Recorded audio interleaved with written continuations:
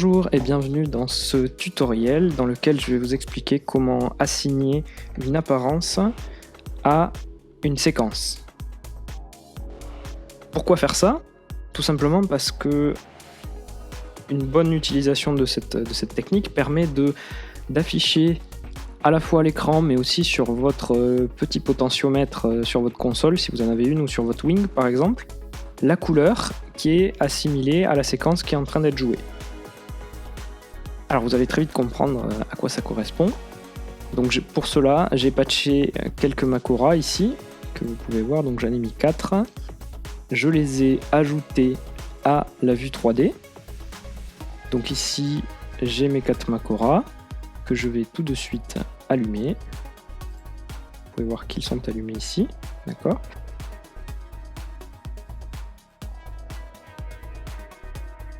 J'ai quelques presets de près ici, avec mes couleurs.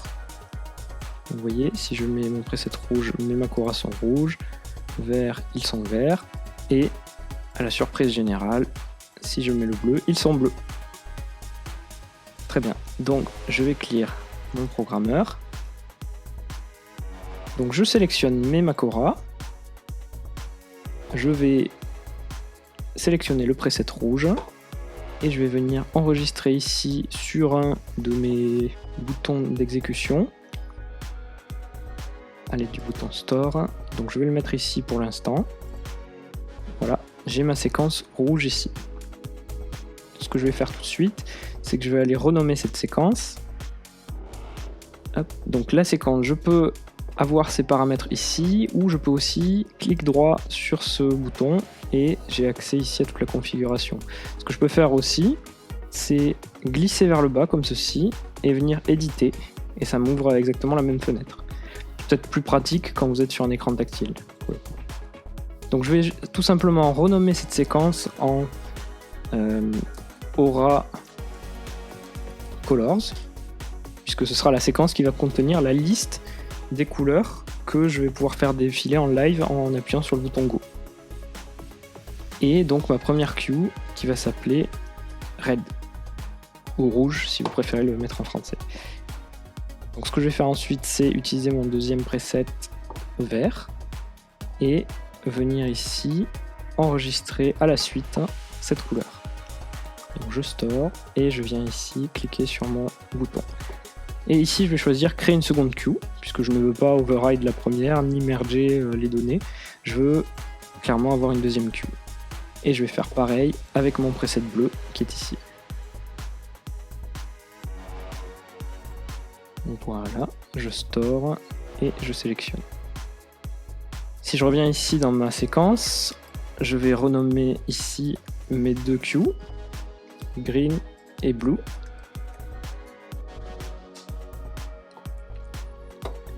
Voilà, et maintenant, je vais aller créer les apparences qui vont me permettre de faire changer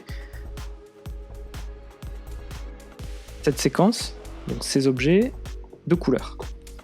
Pour cela, je me suis créé ici une petite view qui s'appelle Appearance, dans laquelle j'ai mis en fait cette fenêtre Appearance que vous pouvez trouver ici en cliquant, en allant dans All et en cherchant Appearance. Elle est ici. Vous voyez, voilà. Celle-là est un peu grande. Donc ce que je vais faire ici, c'est que je vais venir enregistrer, donc toujours en glissant vers le bas et en cliquant sur Edit. Je vais venir enregistrer une apparence. Alors, il n'y aura pas d'image, donc je peux mettre tout ça à 0. Et je vais mettre ici la background color, donc le fond à rouge, et je vais monter l'alpha au maximum parce que je ne veux pas de transparence. Et je vais appeler cette apparence Red. Voilà, je vais faire exactement pareil ici pour le vert et le bleu. Donc je baisse toutes mes composantes images à 0. Je viens ici mettre le vert à fond. Alors j'utilise des couleurs un petit peu les plus simples pour l'explication, mais après vous pouvez choisir évidemment le vert qui vous convient ici, hein. Il n'y a pas de problème. Hop, je viens mettre green ici et je vais faire ma dernière apparence qui va être le bleu. Voilà, ce sera le blue. Parfait, j'ai mes trois apparences. Maintenant, comment les assigner à ma séquence? Donc ce que je vais pouvoir faire ici, avec ma séquence, c'est que je pourrais très bien mettre une couleur ici, sauf que c'est pas ce qu'on veut faire. Nous, on veut que quand la séquence joue et qu'on est sur la queue red, on veut que ce bouton devienne rouge. Et par transition, on veut aussi que celui-ci soit rouge. Il faut savoir que celui-ci prendra forcément l'apparence de celui ici dans le pool. Donc pour faire ça, il y a quelque chose de très utile dans les séquences qu'on peut faire, c'est rajouter ici des commandes. Ces commandes vont être jouées à chaque fois que votre queue va être lancée. Donc à chaque fois que je vais arriver sur la queue red, la commande qui sera là sera lancée. Donc ce que je peux faire, c'est venir ici faire un assign appearance red. Alors ici je désigne l'apparence que je veux sélectionner. Donc je l'appelle red, j'aurais très bien pu utiliser le numéro aussi, l'ID de l'objet. Et donc ici je vais dire, je veux assigner l'apparence rouge à la séquence add sequence aura colors. Pareil ici, hein, vous voyez que j'aurais très bien pu mettre séquence 2 finalement. Mais j'ai décidé d'utiliser le nom. Voilà. Et maintenant, si je viens ici, alors je vais vous allumer ces Makura histoire qu'on y voit un petit peu. Je vais clearer tout, pardon. Parce qu'effectivement j'avais le preset qui était encore dans le programmeur. Donc je les sélectionne ici. Pratique cette vue 3D pour sélectionner depuis là. Je vais les allumer et je vais lancer ma queue.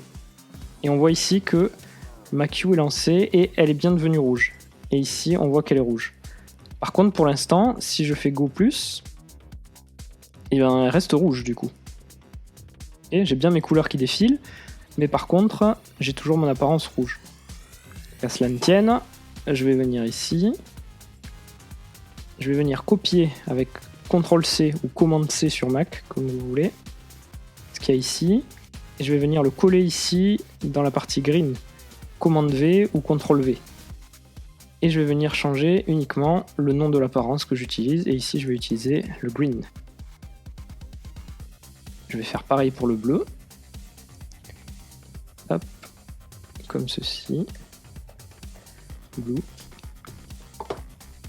Et vous allez voir que maintenant, ça va changer de couleur. Quand je fais Go, vous voyez bien que ça change de couleur en fonction de ma queue. Et ça change aussi ici. Voilà un petit peu comment faire ça rapidement. C'est pas forcément la manière la plus intelligente de faire.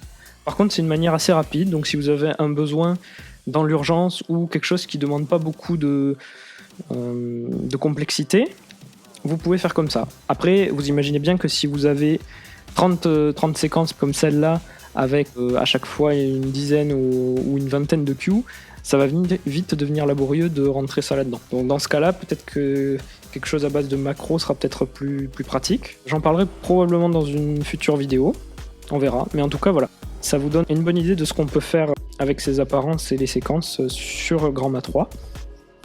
Le gros avantage de cette méthode, c'est bien évidemment d'avoir un retour visuel de vos couleurs sur la console.